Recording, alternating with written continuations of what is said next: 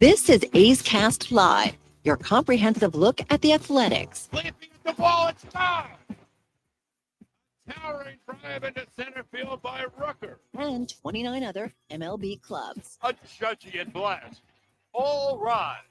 Here comes the judge. Swung on. Hit high.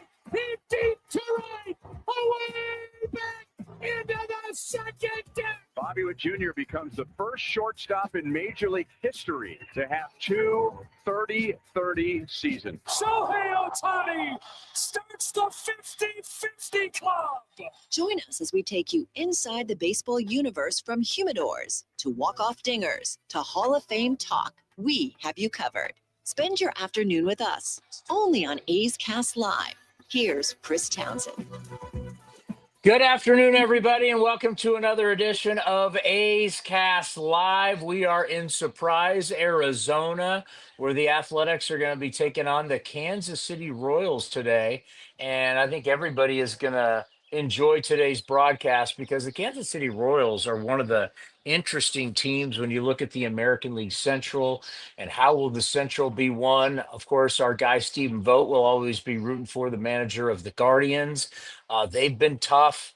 You got the Tigers, you got the Royals, the Twins still believe they got a shot at it. So interesting to be here where the Royals train with one of our arch enemies, the Texas Rangers. We want to welcome everybody on Talk 650 KSTE in Sacramento. We are back. This is our first spring training, official spring training A's Cast Live show before the game. We will be on Monday through Friday, 2 hours before first pitch, before we throw it to the broadcast. Today on the broadcast, I am looking to my right.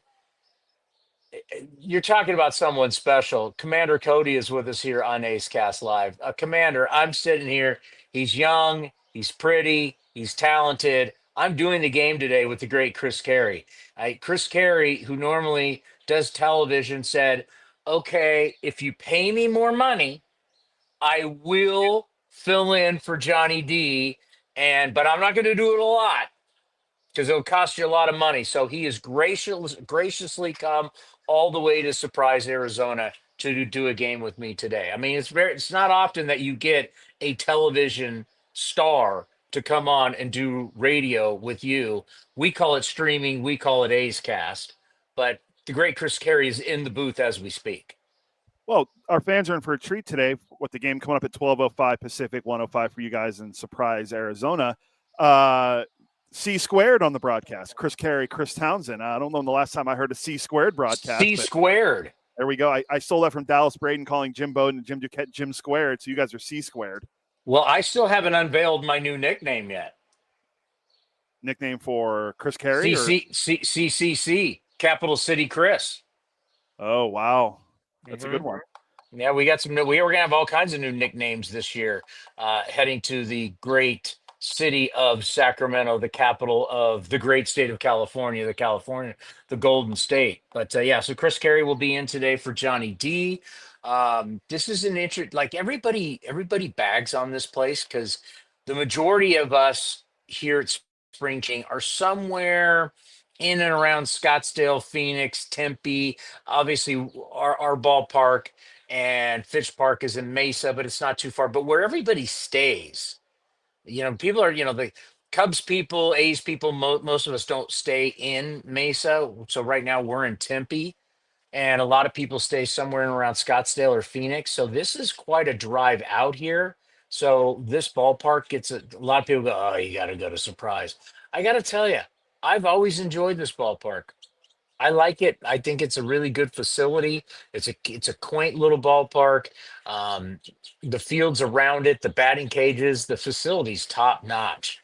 And on both sides of it, down the right field line and down the left field line, are the offices for the different franchises. It's always cool when you come to a ballpark and two franchises share it. So they all have their own fields, their own batting cages, and then they have their own office areas. So I'm sticking up for Surprise because I got to tell you, in the end, it all looks the same. Surprise is no different from Glendale. It's no different from it's desert. It's roads. You get off the roads, and it's planned communities. Nothing's different. I will say this. I want to let everybody know. because I know there's been some people who've said, we love Steve Vucinich. He's one of the great A's of all time. He's in the Athletics Hall of Fame. He is, as we all know, a jewel, a historian for our franchise. And Steve Vucinich retired, and we've had retire. He probably has received the most retirement parties in the history of anybody with the A's, and he never played one inning, but he's gotten the most retirements. Very interesting. I was with the great Steve Vucinich yesterday, and I know people have wondered, is he okay? I want to officially report after playing at his country club, Paradise Valley Country Club, and seeing how his retirement's going. Steve Vucinich is doing just fine. Life is okay for Vus. He's going to be okay. By the way, Cody, oh, you weren't with us. He's hanging out right where on the backside of Camelback Mountain for anybody that knows the desert. It's where the rich people hang out is what I'm trying to say, Cody. Okay. Yeah, no, I've never been there. The Well, only we have to ship you out before the money people come in so you don't embarrass us. I mean, that's fair. I mean, I told people the other day, they're like, so what are spring training games like in Arizona? I'm like, I don't know. I've never seen one since I've been working with the organization. Because we bring you to a company party and you get a few in you, you might embarrass us. Lineup today is very similar to the game that I did on Saturday. We're going to get Beto today. Beto. It's Beto. Okay, Cody? Not Bado. Not Bado. It's Beto.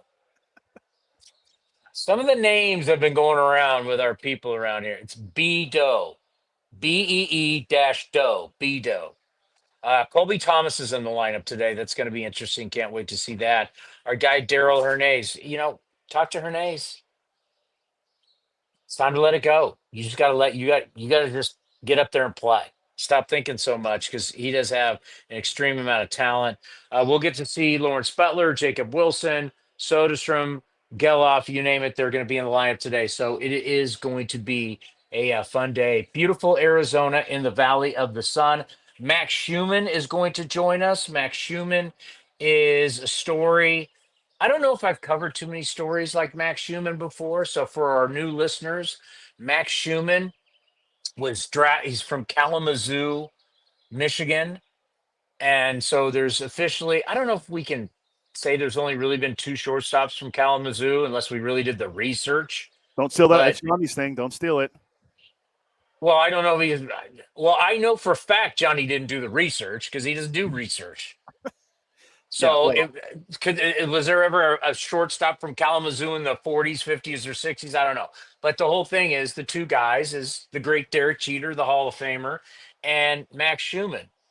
And Max Schuemann, just to give you a little background on our first guest. So we'll do Max Schuemann. We'll do Tyler Ferguson, also another great story.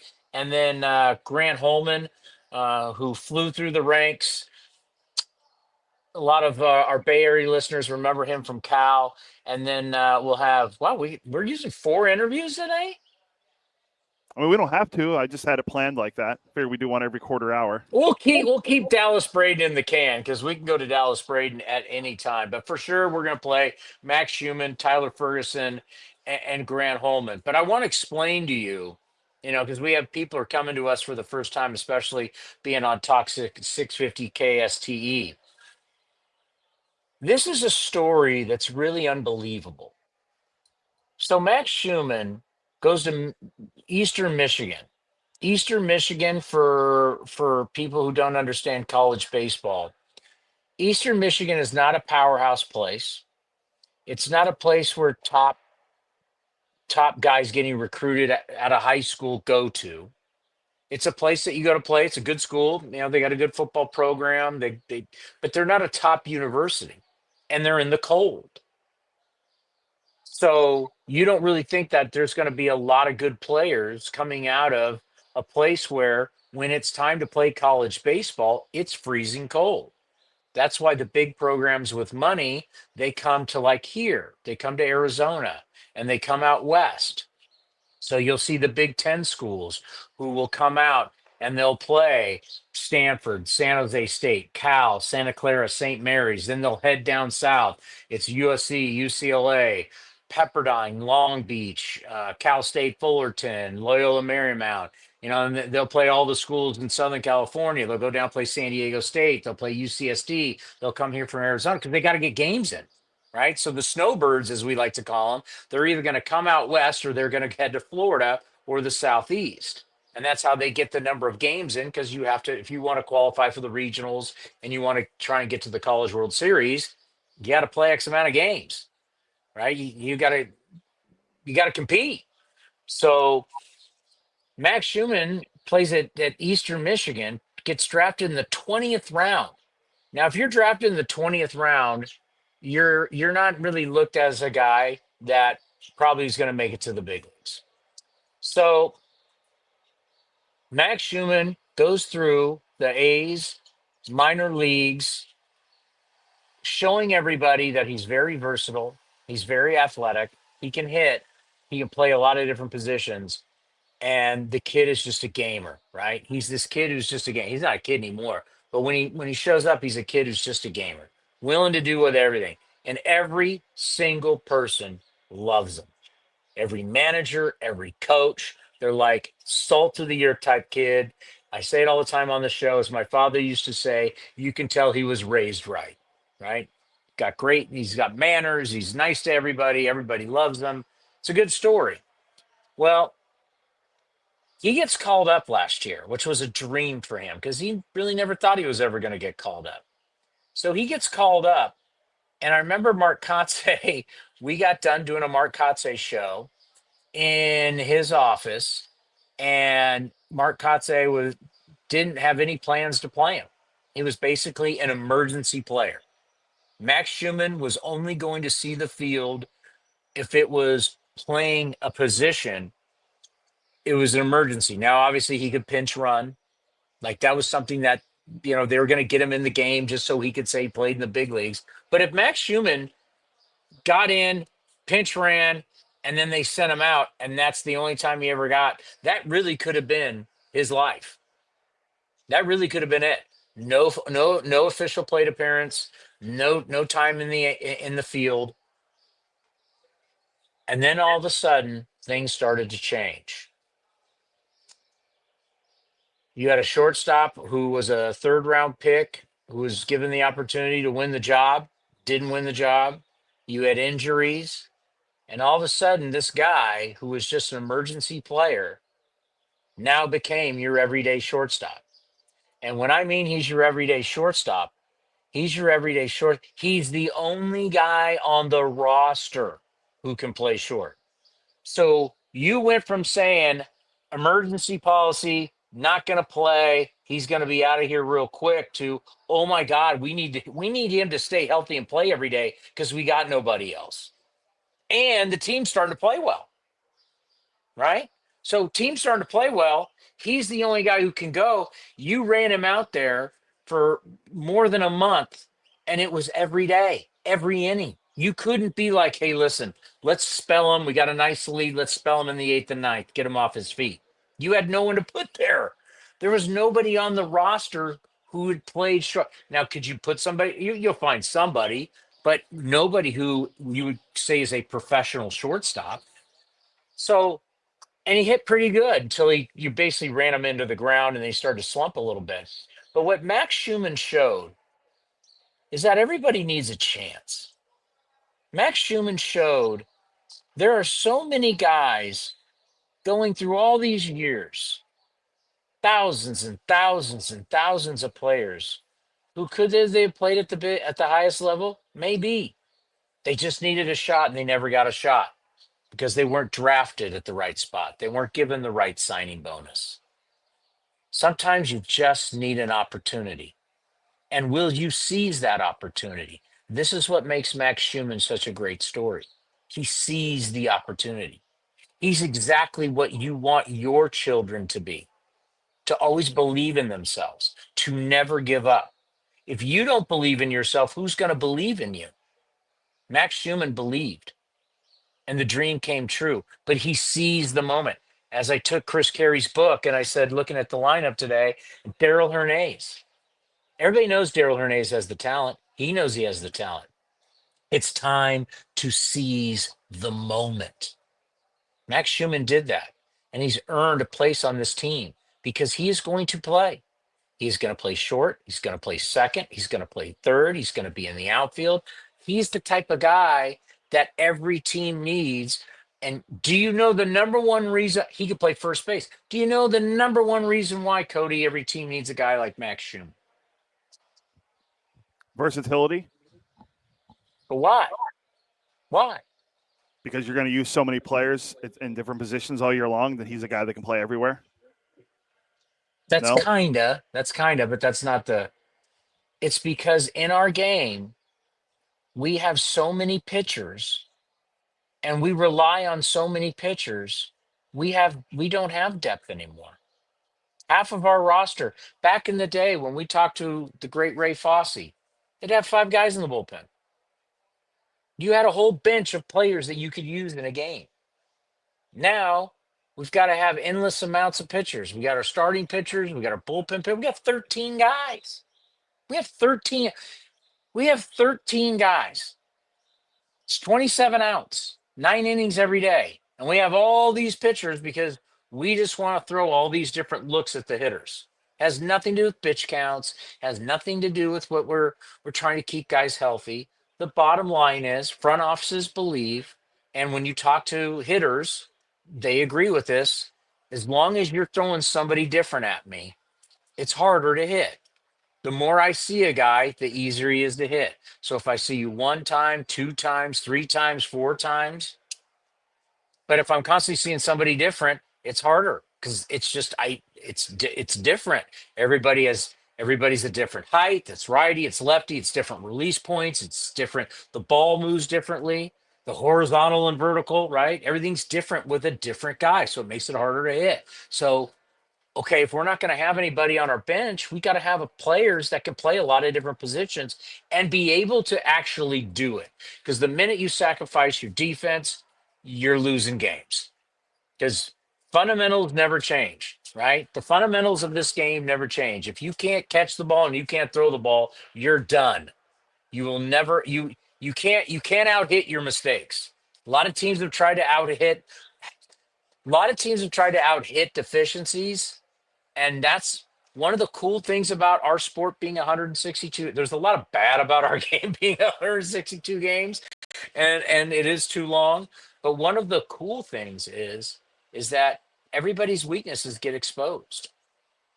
And if you have a major weakness to where you can't defend, you can't play defense, just like every other sport. You can't play defense in the NFL, bye-bye. When it comes playoff time, in basketball, you can't defend. They don't play defense in the regular season, but if you can't defend, you can't rebound, you can't defend in the postseason, you're out. Hockey, God knows. I mean, hockey's one of the most rough. Hockey is more on the NFL variety, the rough and tough. You can't play defense in hockey, you're going nowhere. But in baseball, especially because it's every day, you can't so many front offices have tried to out-hit. We're just going to get a bunch of sluggers, hit a ton of home runs. They try and out-hit their deficiencies, and it doesn't work. And that's why a guy like Max Schuemann is so important, because he can play all these defensive positions. He's not going to hurt you. And we found out he could swing the bat. Once again, a 20th round pick, Kalamazoo, Michigan, going to Eastern Michigan. No one gave this kid a shot. And now he's going to be on this roster. And unbelievable to cover. Unbelievable. How long is Max Schuemann? 8 minutes. So we can play him now, and then we have to go to break. Okay. Here's our conversation when we were interviewing all the players getting ready for spring training with Max Schuemann, talking about last year and getting you ready for 2025. And Shu right here is one of my favorite stories of the entire baseball season last year, because I remember when he got called up, he was just happy to be there. It was amazing, a 20th round pick, and he's Michigan, and he's in the big leagues. And then all of a sudden, that flipped to where now he was a necessity. He had to play every day. He was your everyday shortstop.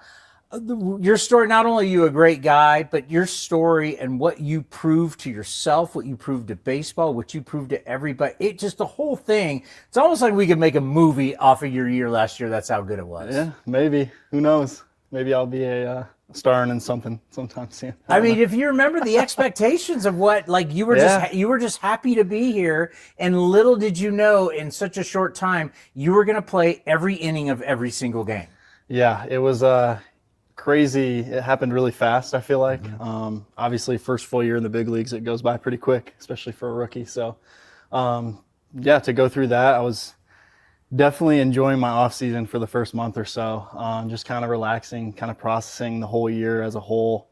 And yeah, I mean, I was pretty worn out, like just overall, like I'll say it, like I was. You were like, gassed. Yeah, I was pretty tired. tired. We're looking at the roster going, there's nobody on the roster who can play short. Yeah. You had to play. That was a good 2-month stretch there, where Yeah. I feel like, and then Aledmus came back, and that's when I got a little help for sure. But yeah, no, it was a great year looking back on it. I processed a lot. I learned from my mistakes. You know, obviously you try to focus on what you did well throughout the year, but and then take, you know, what you did badly and try to learn from it. So when you look back on the season and you sat back and you got to reflect and you think of all the people that have been a part of your journey and all the people who thought, the kid from Eastern Michigan's nice. I mean, he's a 23rd pick from Eastern Michigan, right? Yeah. Only Derek Jeter from Kalamazoo ever makes it. Like, what did it mean to you to sit back and just reflect and think, I made it? It meant a ton to me. I think the coolest part was going kind of from city to city, traveling around. Just being in the big leagues was awesome. And then traveling around from city to city and realizing like how much support I actually have.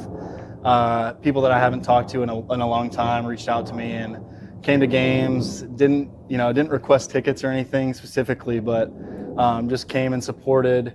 And just like that support means a ton, and just to like, You're loved. Yeah, you're you know, loved. Yeah. So just getting some hugs that I haven't had in a long time was really cool.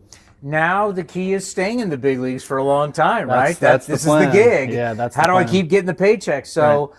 versatility is going to be your biggest strength. You've proven you can play shortstop every single day. We heard that you were going to be an outfielder. We didn't really get much to see outfield. Yeah. But so just this spring, what is the main thing defensively for you that you want to, harness or learn or get better at? Yeah, I mean, nothing really changed from my off-season prep work. I feel like every single year I come in and I'm kind of like that versatile, weapon that hopefully they plan to use a good amount.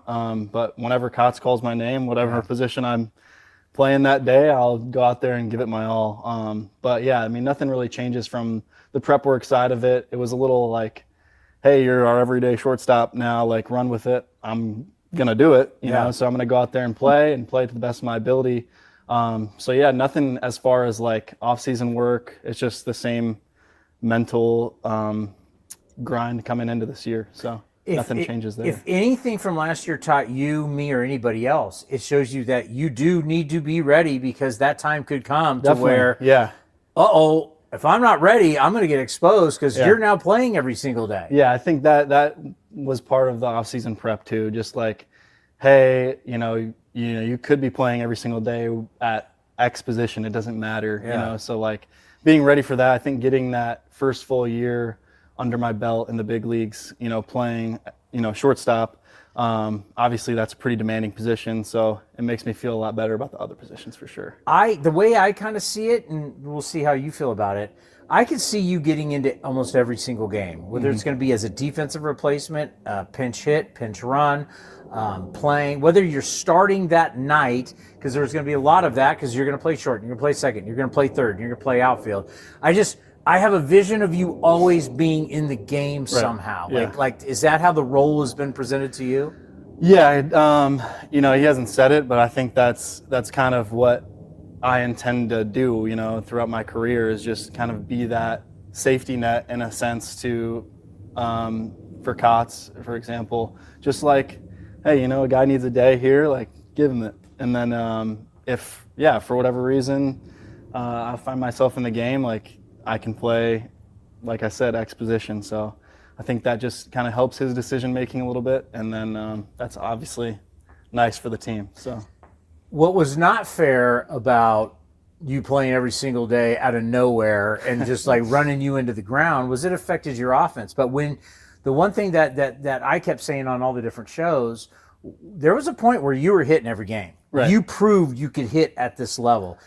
Talk to us about what that was like this offseason, just the mental aspect going, I've proven to myself I can hold my own at the plate. yeah, no, I mean, I feel good. I mean, I'm a confident guy. I feel like that's kind of what's driven how I've gotten to where I am today. So, but yeah, I mean, these guys are good. You know, they study, they know. And so I think after a certain amount of at-bats in the big leagues, they kind of figure out where your holes are, and then they attack the holes, and then you kind of just keep trying to make the adjustment. I feel like I've done a good job throughout my career on making, X adjustment, and yeah, so hopefully I can do that and continue to do that. Yeah, because just when we're standing here, if someone got hurt, I mean, I can see you playing third every day. That's what I'm saying. Right? Yeah. I mean, I can see. I'm ready. I've Put me out now there, baby. seen it. Let's go. He can play every single day. Yeah. Let's end on this. Like now, when you reflect, like what was like the coolest thing? Because you don't know if you're ever going to be in the big leagues, and all of a sudden you're in the big leagues, and what was like oh my God, I'm in the big leagues. When you think back, like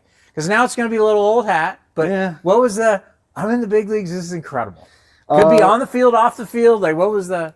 I mean, I think the first BP you take is like, okay, this is sick. But obviously just having the guys that were around me in that clubhouse just helped me kind of like, all right, these are my boys, like, let's go. So that obviously calmed everything down a bit.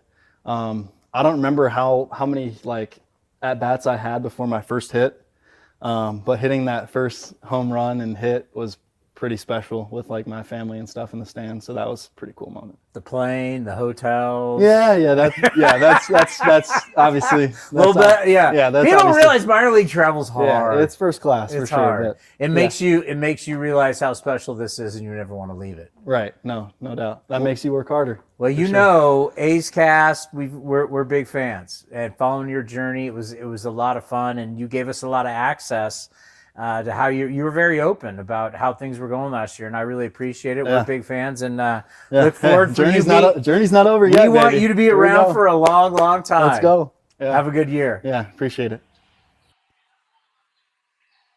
By the way, something very interesting has happened to me here in the Valley of the Sun.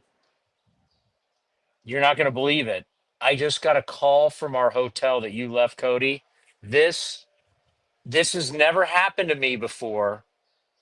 I think everybody is going to find it very interesting. We will talk Max Schuemann, and we'll talk about the dilemma in the desert next, right here on A's Cast Live. Single game tickets are now on sale for the 2025 season. Secure your seats today for opening week against the Chicago Cubs and lots of exciting giveaways, including an A's basketball jersey, a straw hat, and 3 bobbleheads. You'll be nodding yes to our Brent Rooker, Mason Miller, and Lawrence Butler bobbleheads in June and July. More hot ticket homestands as your green and gold take on the Giants, Padres, Yankees, and Mets. Get your tickets at athletics.com/tickets. That's athletics.com/tickets.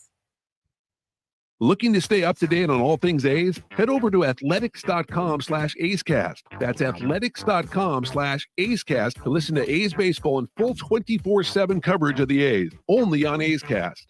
With a single click, you can stream great shows, live, pre- and post-game coverage, and of course, all the great action of the A's this season. Head to athletics.com/A'scast today.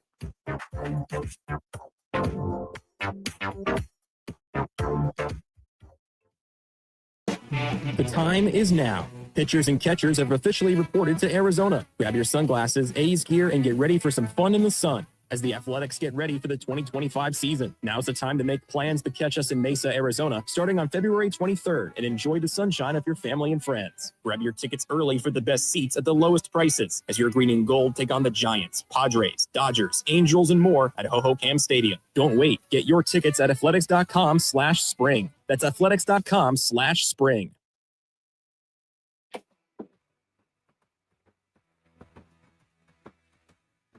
Athletics outfielder Brent Rooker joined Chris Townsend on A's Cast Live to reflect on his role as a leader in the A's clubhouse. Yeah, 2023, I was not there.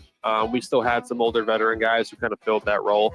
And I was really I had some success, but I was really still trying to find myself and who I was as a player and as a presence in the clubhouse. And I think throughout this past season in 2024, as I continued to have success and I was able to help guys and speak to guys and try to teach guys kind of from what I've learned and what I've experienced, that I kind of gradually grew into that role. And I think I'm looking forward to, maybe taking a step forward or being even more that guy this year, just because I have another year under my belt, I have another full season of experiences to draw from and to learn from. And I think, and like I said, filling that role is something I do enjoy doing. I like being a guy that the young guys can come talk to and ask questions and ask for advice. And whether it's about hitting stuff, whether it's about just performing or being, or even off the field stuff, whatever it is. It's a role I enjoy filling, and I'm looking forward to be able to do it a few more this year. You can watch the full interview at youtube.com/athletics or listen at athletics.com/AceCast.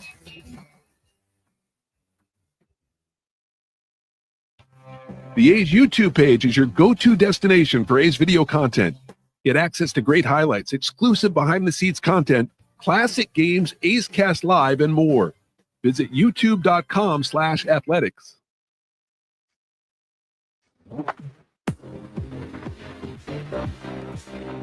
Streaming from spring training, A's Cast Live continues with Chris Townsend.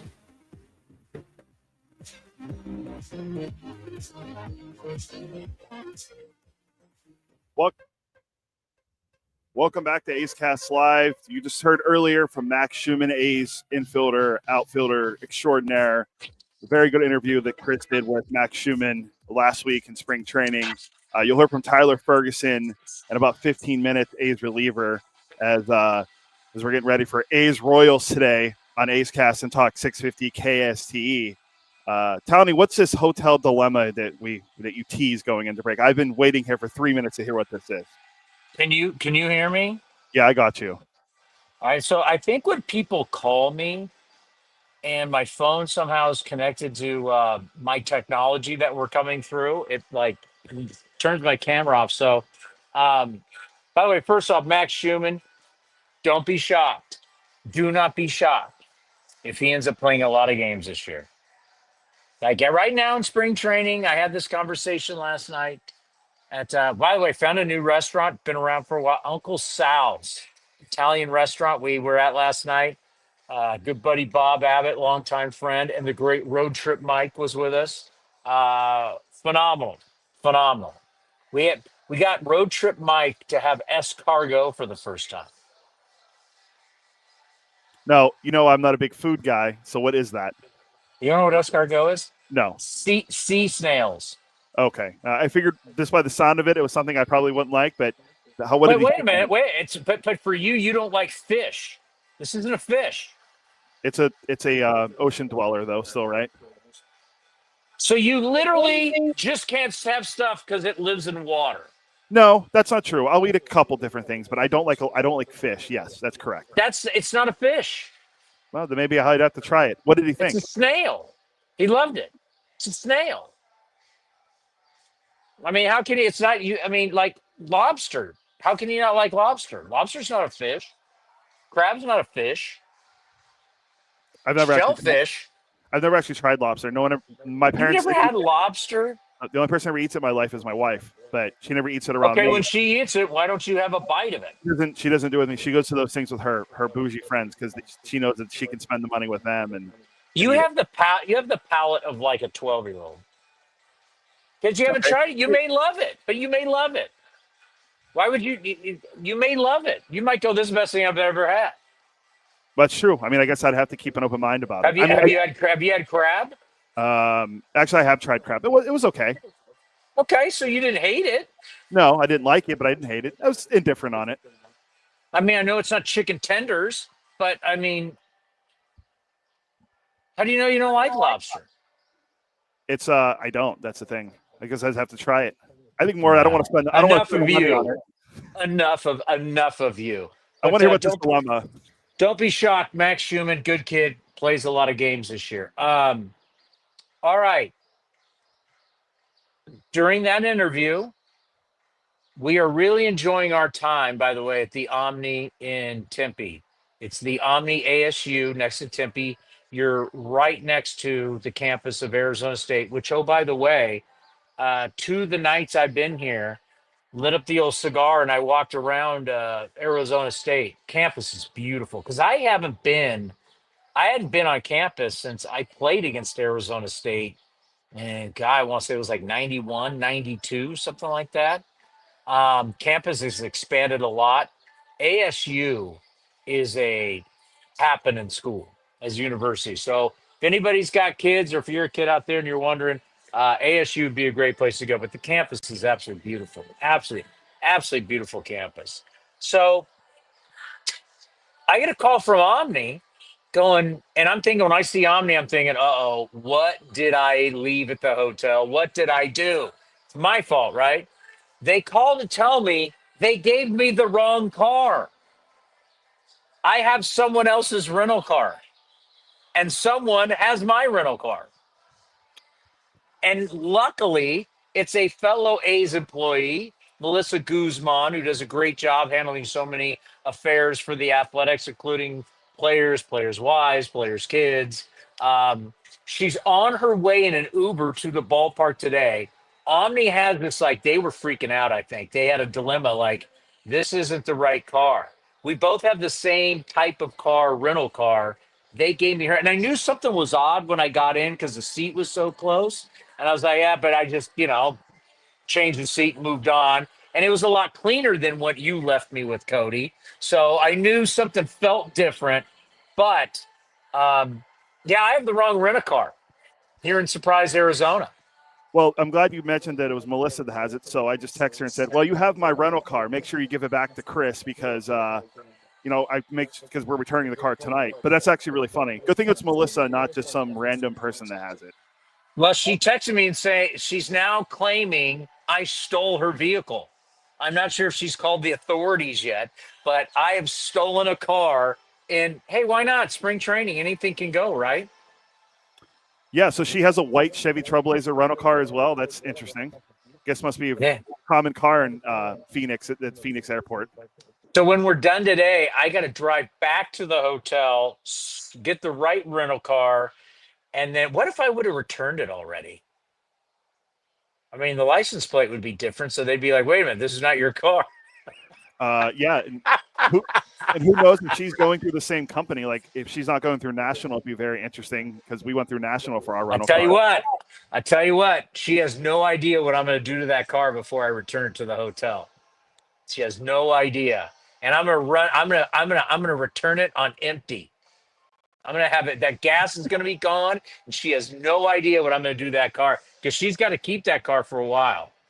Yeah, so, she'll be down there for a bit when you're coming home tonight. So, yeah, I'm glad the hotel figured out and you guys got that sorted because I don't want to see an email from National like, hey, you didn't return your car last night.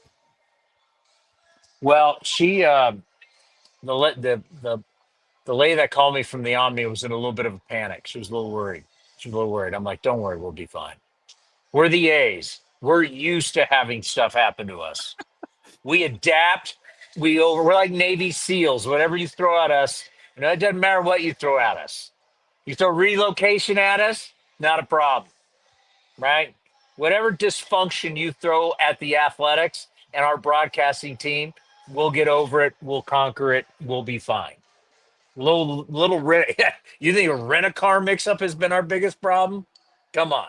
Yeah, true. Not a problem. Maybe in Arizona might have been our biggest problem we've had. I mean, I don't know. I left on Thursday night. I don't know what shenanigans you guys got into since then, but it seems like this might have been the only thing that seems that has gone amiss. Not really much. By the way, if you like cigars, Fox's Cigars. The one we go to is in Scottsdale. They've expanded. There's one in Gilbert and somewhere. It is one of the best. I mean, you're never going to see it in California because it's a full-on bar. It's a full-on bar with cigars, and you're never going to get a liquor license in California. Certain spots, counties are different and everything, but it's a place like you wouldn't see in California. If you're ever down here and you like cigars, and their cigars are really well priced. They don't gouge you whatsoever. And when you're in there, you're going to see a who's who, right? So Mark Kotze is in there all the time, and Mark Kotze has brought all of his old Padre teammates. So Trevor Hoffman, Baseball Hall of Famer, in there all the time. Robin Yount, a guy that said momentum is real. Who said momentum is real? Oh, I know the saying too. Momentum is real. I'm not gonna even try to guess. One of the greatest linebackers in the history of professional football, Ray Lewis, is in there all the time. So I've seen Hoffman in there, but you got football, basketball, like it's like there's so many former professional athletes that either live here full time or have places here in the summer, in the winter time and spring to get away from the bad weather. So yeah, you walk in there, see Ray Lewis, you can see Trevor Hoffman, Robin Yount. I know George Brett goes in there. I mean, all kinds of a lot of big time athletes. I guess a bunch of NBA guys go in there.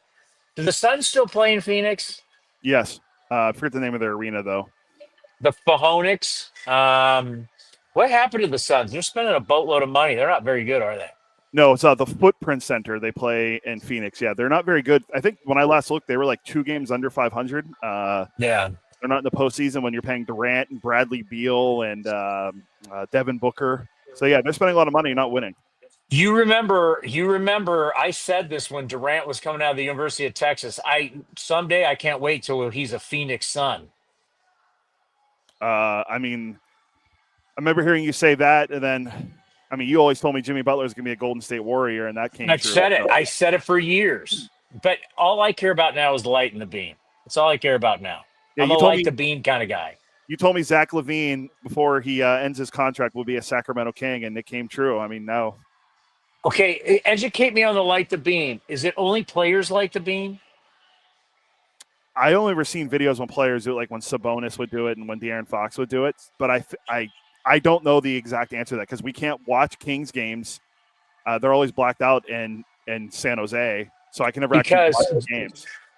Because, as my time working for the Oakland Raiders, a lot of different people got to light the torch, the Al Davis torch, and that tradition still carries on in Las Vegas. I'm excited about, by the way, Vegas. Can I tell you, I want you to load up Himbo, but I want to tell you, I did a little interview today, and I'm hoping if there are people listening to us, Alan Snell of the Las Vegas Sports Business, he's Las Vegas Sports Biz. You can follow him on Twitter. Does a great job covering business in Las Vegas. We did a little interview today, and I explained to him how people can listen and watch A's Cast. So I'm hoping that he gets that out there. We'll have new listeners coming to us right away from Las Vegas. We're coming, baby. We're coming. It's time to educate everybody in Las Vegas about what we do with A's Cast. And of course, we're going to talk a lot about Talk 650 KST, our new flagship and our new station in Sacramento. We love, but people in Vegas, there's not a state. You can listen to A's baseball, the game, pregame, postgame, this show, all the different content that we have.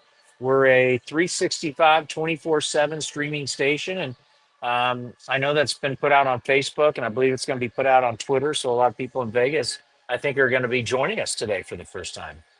That's good. I mean, I know we've been talking, our department, but you and I a lot have been talking how we can grow and expand our product into Las Vegas, knowing that we're going there in a few years, and we'll be there in a few weeks, actually, for the big league weekend. We'll get to see Fran Reardon and our good friends down in Las Vegas. But, yeah, we've been talking for a while how to get down and expand into the market down there, and I'm glad you got a chance to do the interview and educate Las Vegas and all of our fans down there, and soon to be fans who haven't fully learned what A's Cast is. So that's good. We'll have hopefully an uptick in listeners and viewers on YouTube and X on Athletics Cast 24, and off we go and getting another market in, because that's three major markets we be getting a lot of our viewers from.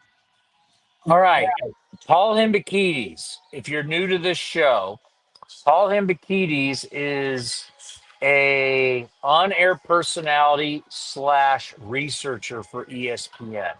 He is their top guy. So if you watch Monday Night Football, which a lot of you do, If you watch Sunday Night Baseball, which a lot of you do, he is the guy that's providing all the information for the broadcast teams.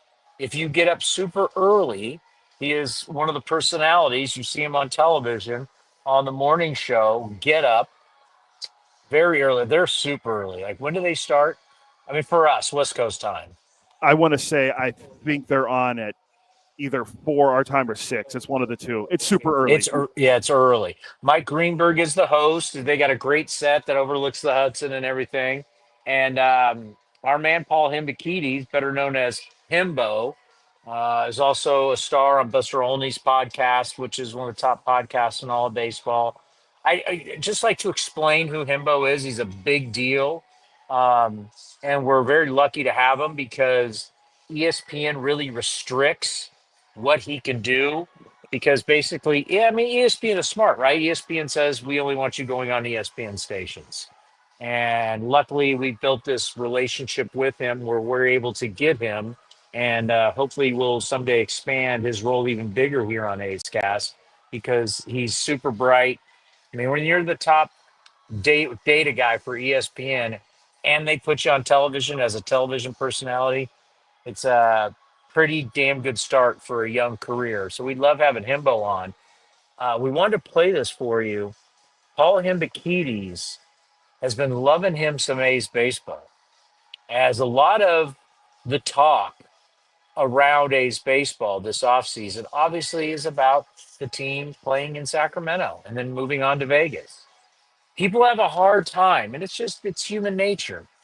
People have a hard time being able to separate things, because no matter where the franchise is going, this is still a game. Still, the number one thing is the game of baseball and the players, because without the game and without the players, there is no business and no one would care. So there's still what's going to happen in between the line with the players. No matter what the business is of sports, you still got to have the football players and the basketball players and the hockey and the tennis and fans want to watch sports. They don't care. They want to watch the people perform. The business of it, a lot of people don't care. So a lot of people have focused, though, on the actual team and what David Force in the front office has been doing. Well, Himbo does. That's his job. And he supplies ESPN with all the data. So here is Buster Olney's podcast, Paul Hembekides, talking about the A's and the offseason. I think the A's had an exceptionally good offseason, Buster. Right now, they're having some, I guess, what are being described as ongoing extension talks with Lawrence Butler, a player I like a lot. They might eat some free agent years up. He hit 300 and slugged 550 in the second half of last season. That bat's really live. A 5-year, $60 million extension for Brent Rooker. That might be the most team-friendly contract signed the entire offseason. He OPS 900 plus against righties and lefties last year. One of 6 players to do that. That bat is really, really good and should be for the duration of that contract. The $67 million they gave Luis Severino looks somewhat favorable in relation to some other things that happened. And he added that 2-seam fastball last year that generates, I think, a good pitch mix that will put him into like a number 2 spot in most any rotation, be sort of a high-level innings eater. I think that Jeffrey Springs is a player worth betting on, considering his high-level track record as a starter with an ERA of about 2.5. And Jose Leclerc is going to be a pretty dominant setup guy in front of Mason Miller, Buster. If you told me that the A's win more games than they lose this upcoming season, I could see that scenario. They're probably going to be playing in a very hitter-friendly ballpark and might provide them a huge advantage. I think the division is merely okay, although a little bit congested at the top. The A's had the best offseason in baseball that nobody is talking about.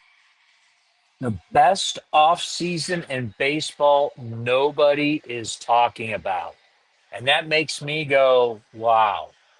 Because we know it, we've seen it, we've lived it, but a lot of people haven't wanted to look at that side of things. They've wanted to look at everything about relocation and changing cities and the politics. The actual just baseball of it, what did he say right there that's not factual or an opinion you wouldn't agree with? I mean, Brent Rooker had a 900 OPS against lefties and righties. It's only six players did that last year. That's how good Brent Rooker was. Brent Rooker deserved to get MVP votes. Obviously, he was on a bad team, so he wasn't going to get a whole heck of a lot of votes. But Brent Rooker, if Brent Rooker was on a team that was over 500, he would have got a lot more first place votes because that's the type of year he had. He was spectacular. Severino, yeah, look at what people are paying starting pitching, and you had to pay Severino a lot of money. You got a lot of money. But if Severino, we played the interview of Severino last week. Yeah, we did. We put on the last day we were there, so Thursday. Yeah, we gotta re-air that too because not everybody heard it. But Severino, I mean, he's saying everything I want to hear. 30 starts, 200 innings. That's what you're paying him for. Give me innings and give me starts. Give me reliability. Jeffrey Springs had a good outing yesterday. His first one of the spring at home yesterday at Hohokam against the Colorado Rockies.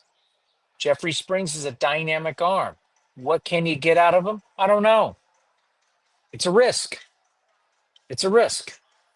But if you win that bet, you've got a high level pitcher that hopefully can get you to the postseason.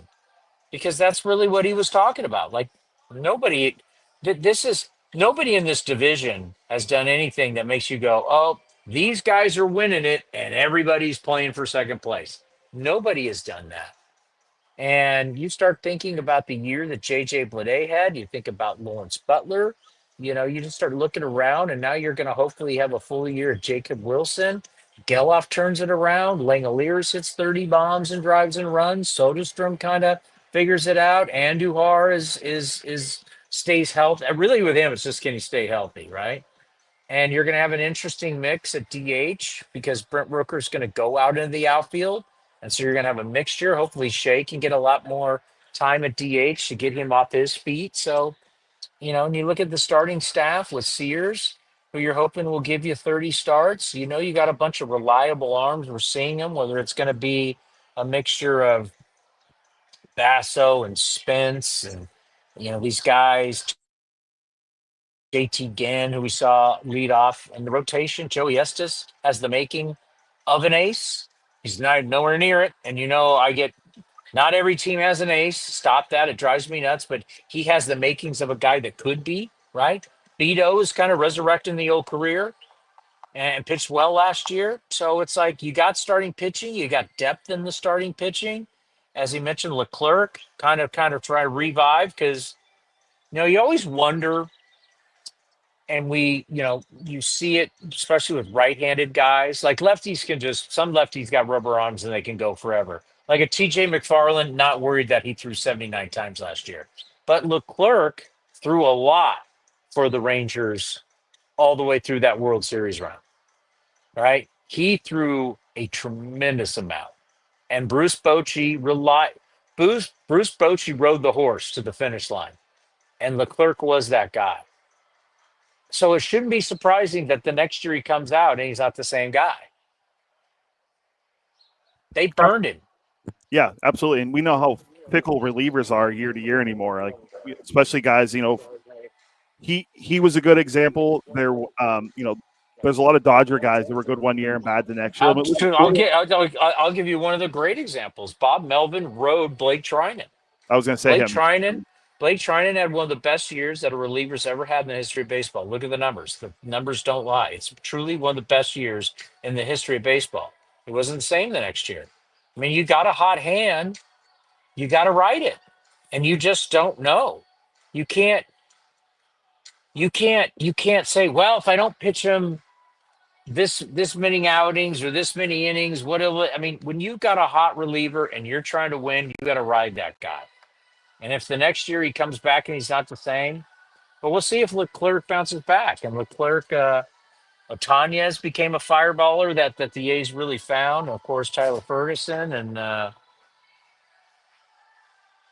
you know what? These Hall of Fame guys, they're everywhere, and they think they can just roll in and do whatever they want. Isn't that amazing? I mean, I just heard Korach on the broadcast yesterday, and then here he is today. I mean, Korach's everywhere. Now look at him. There he is. There's a great Ken Korach. If I give him one of my earbuds, will that work? We could try it. folks, we are trying something that we have never tried. Okay. Obviously, this is a road game for us, so we're trying to figure this out. So, right ear, put that in your right ear. That's my. He's got earbuds that he has to take out, put it in his earbuds. Can you hear us? I hear you. You can hear him? Can you hear me?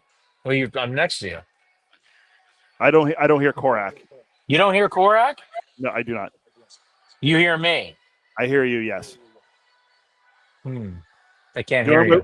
The only way we could do it, and we have 2 minutes, we got a break, is you have to change the setting to your microphone on your iPad, and that way it'll pick up both of you. All right. We'll do that muted it. All right. That's not going to work. Can I have my earbud back? Good to have you here, Ken. I was going to interview you.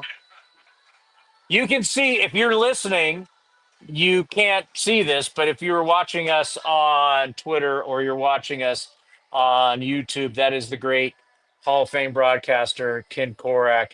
Ken, there's going to be people who are, I was talking to people in Vegas today, so they're going to tweet out to people in Vegas about being able, how they can watch A's Cast and listen to the game. So when you're back on tomorrow, they'll be able to hear you, maybe hear us today. So people in Vegas, Ken Korach has a lot of Vegas history, voice of UNLV for many years. I would ask him questions about it, but you can't hear him. Maybe we do that tomorrow. I can reach out to Korach people and try to see if he's available. Okay, so here's what you got. See, for people to understand, these Hall of Fame guys, they've got layers to get to them. So you got to go to people that go to people that go to people to get them. So just now, call Korach's people to get it on the schedule that he will be on A's Cast Live tomorrow to talk about not only his great career, but to remind people of Vegas, because we're going to have people in Vegas start listening. So we'll have Ken Korach on tomorrow. But you got to go through all the different layers of people to get him. I'll go through his handlers today and make sure he's on the program tomorrow. But that Himbo sound is great because Himbo's breaking it down. All right, what do we got coming up next? We still have Tyler Ferguson and Grant Holman to play. Another Tyler Ferguson is another like Disney story. Next, right here on A's Cast Live. Single game tickets are now on sale for the 2025 season. Secure your seats today for opening week against the Chicago Cubs and lots of exciting giveaways, including an A's basketball jersey, a straw hat, and 3 bobbleheads. You'll be nodding yes to our Brent Rooker, Mason Miller, and Lawrence Butler bobbleheads in June and July. More hot ticket homestands as your green and gold take on the Giants, Padres, Yankees, and Mets. Get your tickets at athletics.com/tickets. That's athletics.com/tickets. Looking to stay up to date on all things A's? Head over to athletics.com/A'sCast. That's athletics.com/A'sCast to listen to A's baseball in full 24/7 coverage of the A's, only on A's Cast. With a single click, you can stream great shows, live, pre- and post-game coverage, and of course, all the great action of the A's this season. Head to athletics.com/A'sCast today.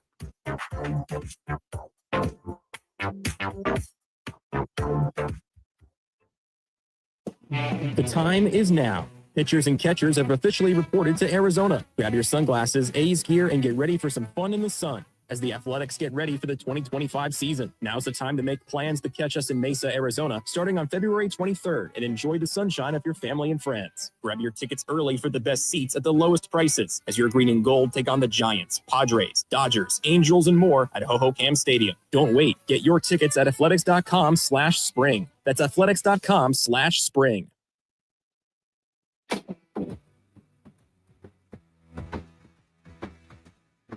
Athletics outfielder Brent Rooker joined Chris Townsend on A's Cast Live to reflect on his role as a leader in the A's clubhouse. Yeah, 2023, I was not there.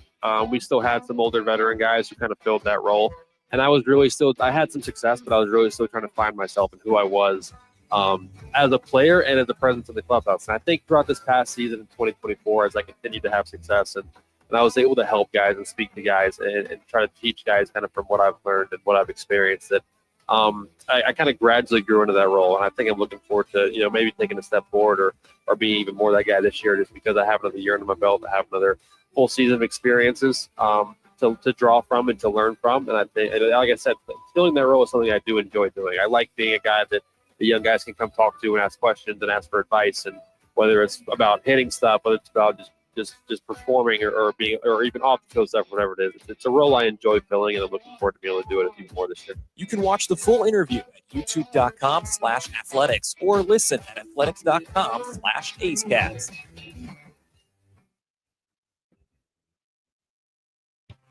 The A's YouTube page is your go-to destination for A's video content. Get access to great highlights, exclusive behind-the-scenes content. Streaming from spring training, A's Cast Live continues with Chris Townsend. I set up shop thinking this was our booth, but it's not.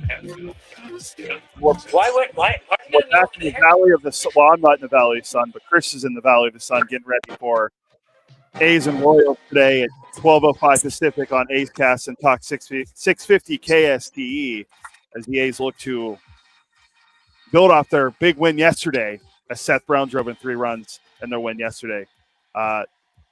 Towny, we were talking about the Hembo sound. The only thing Hembo said in there that I disagree with is he said Sutter Health is going to be a hitter's ballpark. We don't know that. Everything we've heard, it's going to be a neutral ballpark. Well, then you can't say he's wrong then if you don't know. I just said I disagree with him. Well, how can you disagree if you don't know? Well, it's my opinion, and that's how I'm going to stand on it. Our general manager told us. But your opinion is not based on any facts. But I'm just basing on what I heard from our general manager. And he has no facts. So we've never seen big league baseball there. True. I mean, I just saw all I ever seen was the park factors and what it is, and it seems pretty neutral. But we've not seen big league players play there yet. We haven't seen a full season of it. So if we're going to be a data-driven organization like we are with the Athletics, we can't give those opinions out because they're opinions without merit, any factual evidence. Fair, I mean, great. Your opinion. You like Coke better than Pepsi. Great. That's your opinion. I mean, true. I mean, yes, I do like Coke Zero more than Pepsi. I do like. Well, I mean, if we're a sponsor of Pepsi, I tell you, I love Pepsi. If Pepsi's a sponsor, I'll drink it all day long. If it's Coke, I'm all in there too. No, but the point is, it's like we really don't know, right? Because you're going to have now, and not saying AAA is not great baseball. These are still AAA players are still some of the best players in the world, right? And we've already talked at nauseum about how there's a blurred line now between the big leagues and minor leagues because so many of the minor league players are coming up to the big leagues, which then makes the big leaguers, and then they get sent back down. So the amount of pitchers that go up and down, that's a blurred line of what's big league and what's not. It's just switching uniforms. And that's factual-based evidence. Hitters, though, when you see the best hitters in the world play at this ballpark on a daily basis, and part of your park factors that they don't really bring up is how good you're pitching, right? A good pitching staff makes your park less of a hitter's ballpark. If your pitching staff stinks, all of a sudden you become a homer dome. So a lot that has to do with it. But I think the best way to put Sutter Health Park right now is that we believe it's going to be a very neutral, fair park. Not going to be, crazy home runs and not going to be crazy pitcher friendly.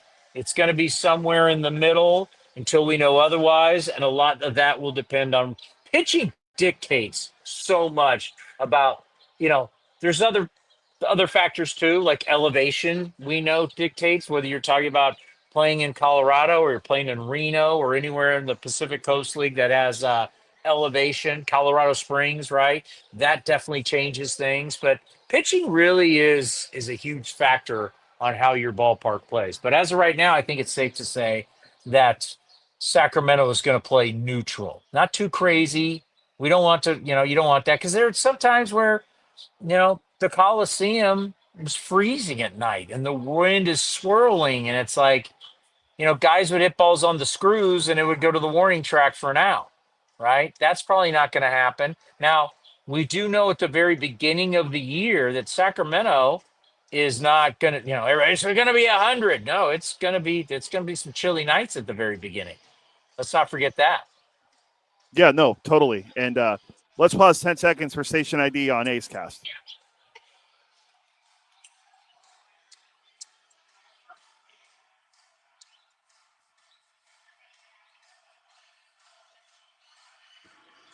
So one thing I wanted to ask you about. By the way, how about this? How about this? For me stealing Melissa Guzman's car, the Dilemma in the Desert, she is now getting comped a night at the Omni Hotel. Okay. She's getting comped. I'm the victim here. I had to get in this car where the seat was right up on the steering wheel. I'm the victim. I'm driving someone else's car right now. Yeah, that doesn't make a lot of sense on how that rationale works. She's getting treated like a queen. They put her in an Uber. They sent her here. She's getting an extra night now. She's getting a day at the spa. I'm not getting anything. No, all you get is you get to return her. You have to go all the way back and take her car back and then pick up ours. That's your punishment. Hey! You know what I get? I get a text from you about a station ID, and I get a text from Delaire about we're close to a station in Vegas. She gets everything comped, and I get you guys. Which, by the way, is key for everybody listening in Vegas, as our boss has weighed in saying we are very close to getting a radio station that you'll be able to hear. Whether you want to listen to it on A's Cast, everybody, you can listen in Vegas on A's Cast, or if you want to listen on the radio, we should have a station in Las Vegas soon. Which is great news, as you mentioned earlier in the show. For everyone, for our new listeners that are listening, you talked to a Vegas outlet about A's Cast, and it's exciting. And I'll make sure I monitor along with Ray Jensen how many new people we get from Vegas, or if we see an uptick on our viewers and listeners and podcast downloads. It's an exciting time right now with the new market in Sacramento, and then trying to lure people in Las Vegas. It's exciting times for us, for sure. No doubt. Well, it's also exciting times for Tyler Ferguson.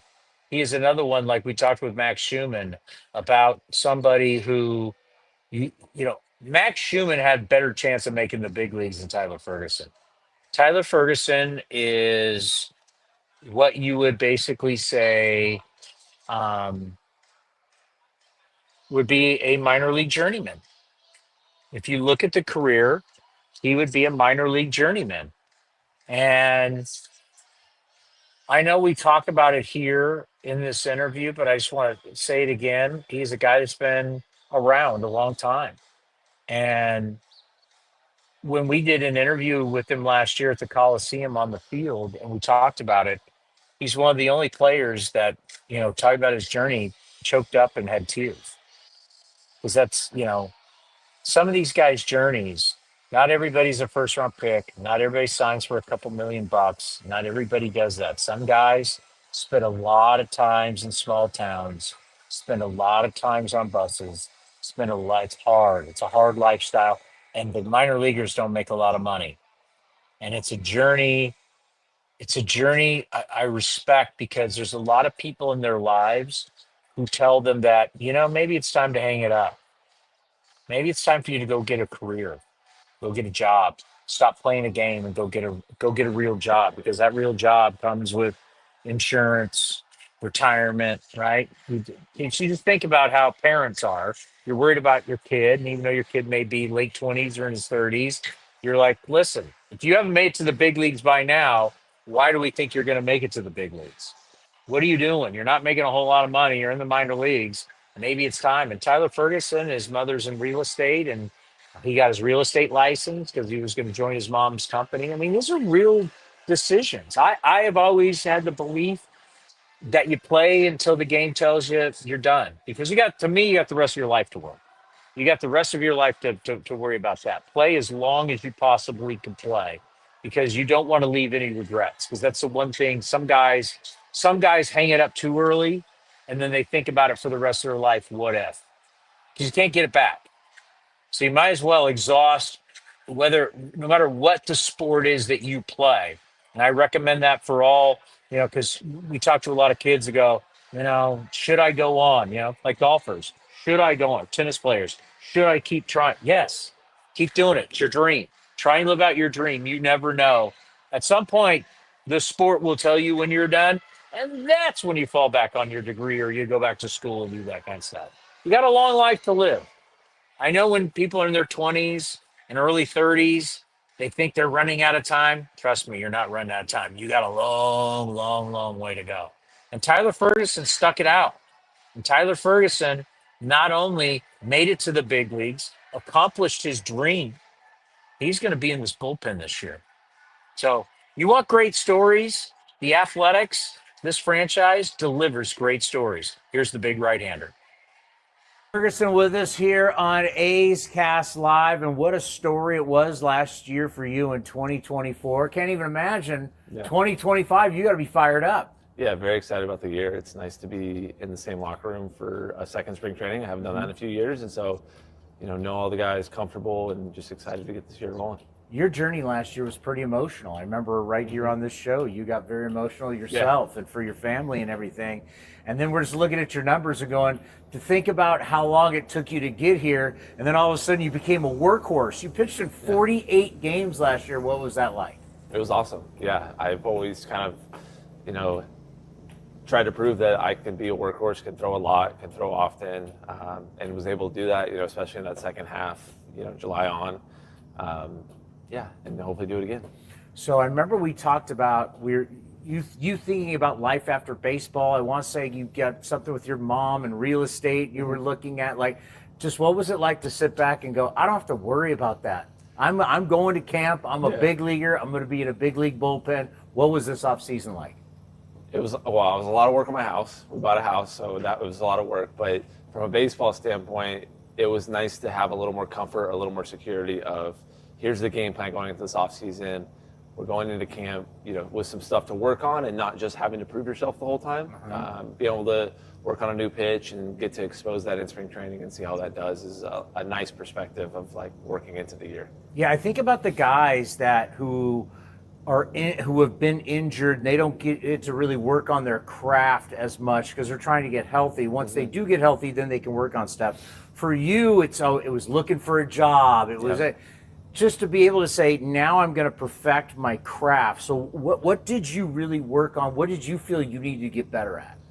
Yeah, getting lefties out was an easy eyesore on the season last year. Of lefties handled me really well, so getting lefties out. So thinking about game planning against lefties and working on a changeup that hopefully will get them away from just sitting on hard stuff, on fastballs, and be able to kind of work them front to back a little bit more, and getting my sweeper a little more consistent, working it in under their hands a little bit, under back leg a little bit more. So.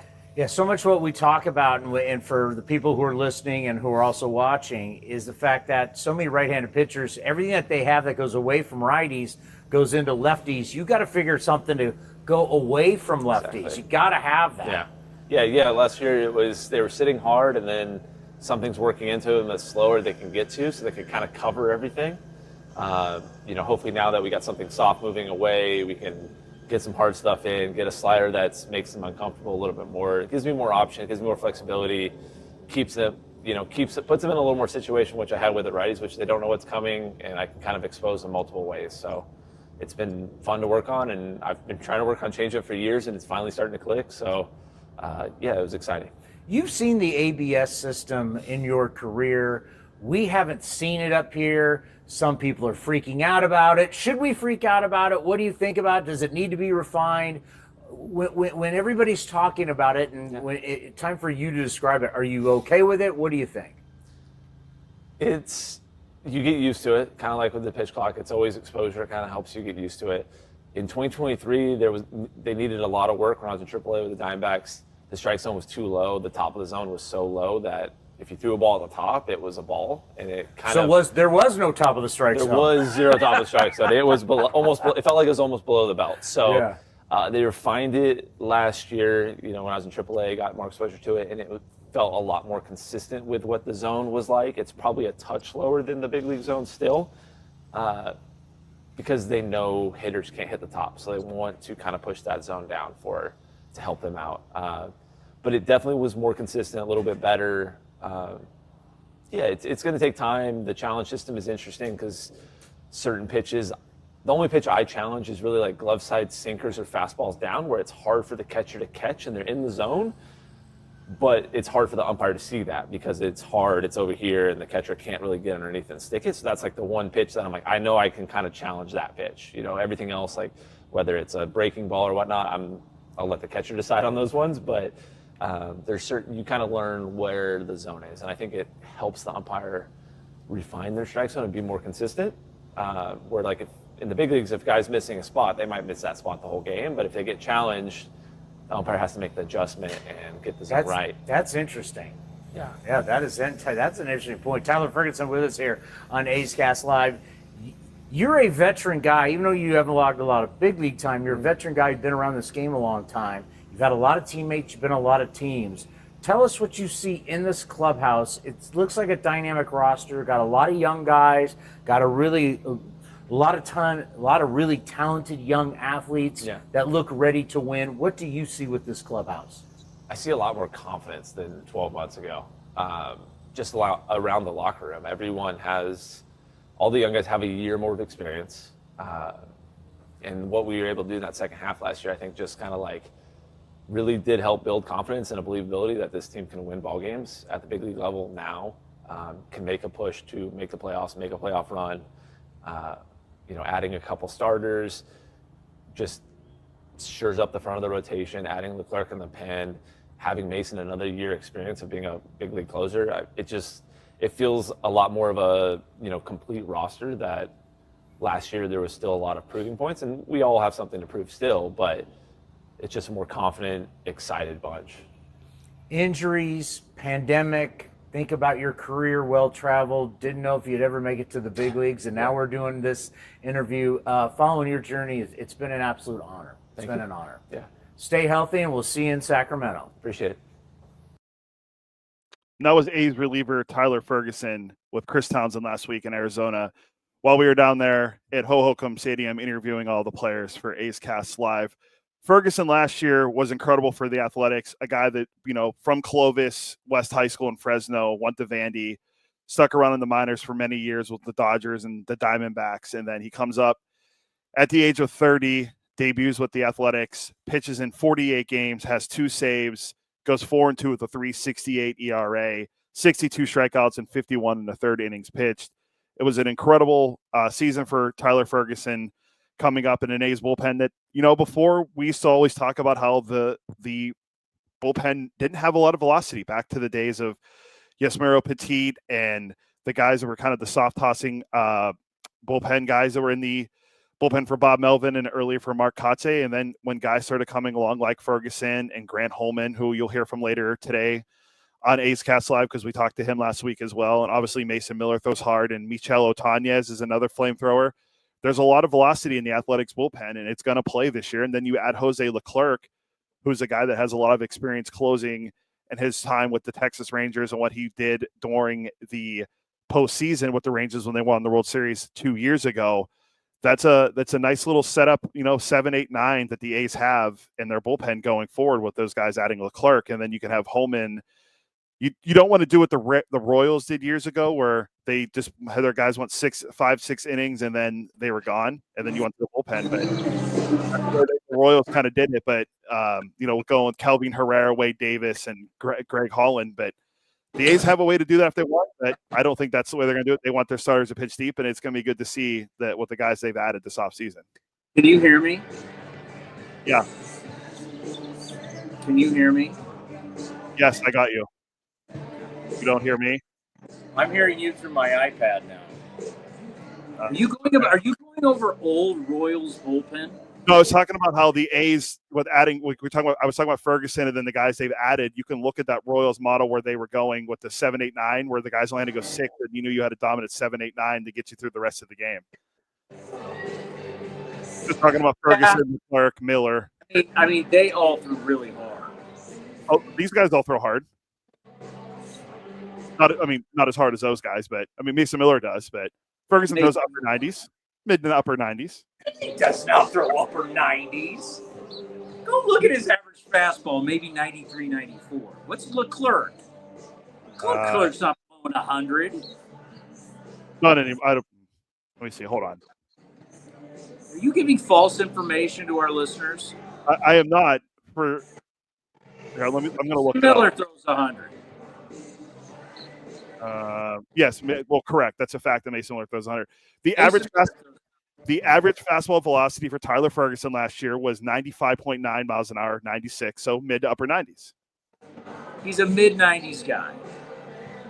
Dude, that Royals bullpen, they were throwing smoke. Like they were good. When you have three dudes that can potentially rip, can get triple digits, you're throwing smoke. No, I mean, we have more. I think the better way to put it is we have more velocity than we've had before. That's what I'm saying. Yeah. That's something that we've been chasing is velocity. But, you know, they're going to rely heavily on this bullpen. But I want to still have the belief, and Scott Emerson, the pitching coach, still wants to have the belief that we have the ability to get more from our starters. Because what happens, and we're going to talk a lot about that as we're getting ready, as you're hearing the public address announcer here at the ballpark, you start running into the issue of burning your bullpen out early, right? And I think, fair or not fair, I think we saw that with Cleveland last year. You know, they rode that Cleveland bullpen. Stephen Vogt rode that bullpen really, really hard last year. And by the time they got to the postseason, maybe Class A wasn't the same. They used him a ton. I get it. We talked earlier about what happened with Blake Tryon and Jose Leclerc, and you're going to ride these guys. But there's one way to not burn your bullpen out before the postseason, and that's to get innings out of your starters and to allow your starters to go as deep as they possibly can. And, you know, Mark Kotze, I know we subscribe to that. I think a lot of teams don't anymore. A lot of teams, it is their philosophy. We're not letting you go, no matter what the pitch count is, we're not letting you go through a lineup a third time. We are a little bit different, but we really haven't had the arms to do that. I think this year we may have the arms to really be able to think about, 6-7 innings. I'm not going to say on a consistent basis because those days might be over, but we can at least strive for it. I think we might have the arms that, Luis Severino's cruising. I'm not panicking going, oh, my God, third time to the lineup, get him out. I mean, if the pitch count isn't crazy, let him go, right? Springs maybe early in the year, but if he's feeling, he's got the new arm. He had the surgery. He had Tommy John. It's now been well past the 14 months that you worry about. It's time to let it go and let him go, right? JP Sears, let it go. Vito, let it go. I think Joey Estes is a kid who shows he can complete a game. So there's optimism this year for the Athletics from a standpoint of how are we going to get 4,374 outs? That's the amount of outs you got to get during a regular season, a 9-inning regular season for pitching staff. I don't think a lot of people think of it that way, but we got to get 4,374 outs. How are we going to do it? Well, we got to get more than 50% of that from the starting pitchers. Yeah, and I went and looked. Jose Leclerc, too, by the way, we're talking about it. His average fastball velocity was 95. So not a flamethrower, but mid-90s. So it's not bad. It's not the days of Yasmero Petit throwing 80, 89 miles an hour coming out of the A's bullpen like we had before. So there's definitely an uptick in velocity for sure for the A's. All right, we're getting ready for A's baseball right here. A's and the Royals are coming up right here on A's Cast. We've officially reported to Arizona. Grab your sunglasses, A's gear, and get ready for some fun in the sun as the Athletics get ready for the 2025 season. Now's the time to make plans to catch us in Mesa, Arizona, starting on February 23rd, and enjoy the sunshine of your family and friends. Grab your tickets early for the best seats at the lowest prices as your green and gold take on the Giants, Padres, Dodgers, Angels, and more at Ho-Ho-Cam Stadium. Don't wait. Get your tickets at athletics.com/spring. That's athletics.com/spring.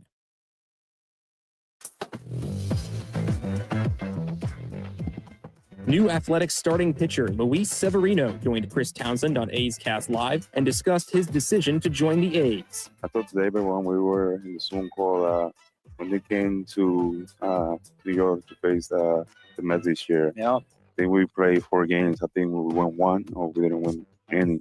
And they were a really good team, you know. Brooker's unbelievable hitter.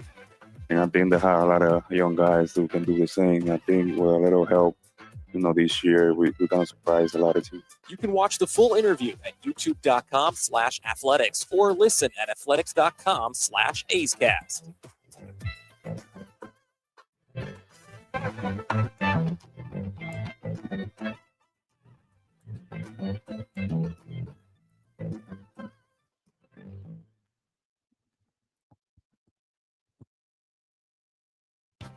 The A's YouTube page is your go-to destination for A's video content.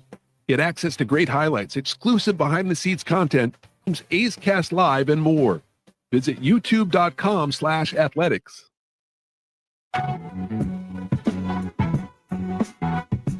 Athletics manager Mark Kotze was on A's Cast Live with Chris Townsend and detailed his relationship managing Brent Rooker. From day one of our relationship in spring training back in 23, just I had a bond with him. There was a lot of similarities. I loved his work ethic. I loved his grind. He's very articulate when he speaks. For a young man to go through what he went through in his career and to have the positive attitude and the mindset that he had when he got to us, that he was going to make the roster, that he was going to be an impact player. And now 2 years later to sit here and be able to congratulate him on a long-term deal, a 5-year contract, and to cement himself in this athletics uniform, it says a lot about the character. You can watch the full interview at youtube.com/athletics or listen at athletics.com/A'sCast.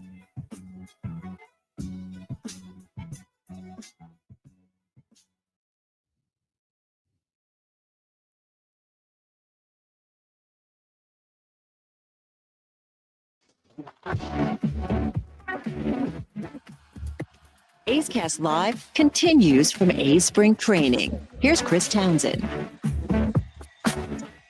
How do I sound, Cody? I guess we'll have to talk a little more and see how it sounds. But it sounds, let me see. It sounds better from the background noise standpoint, so that's good. There's no PA that's coming through. Yeah, so the A's have just arrived here.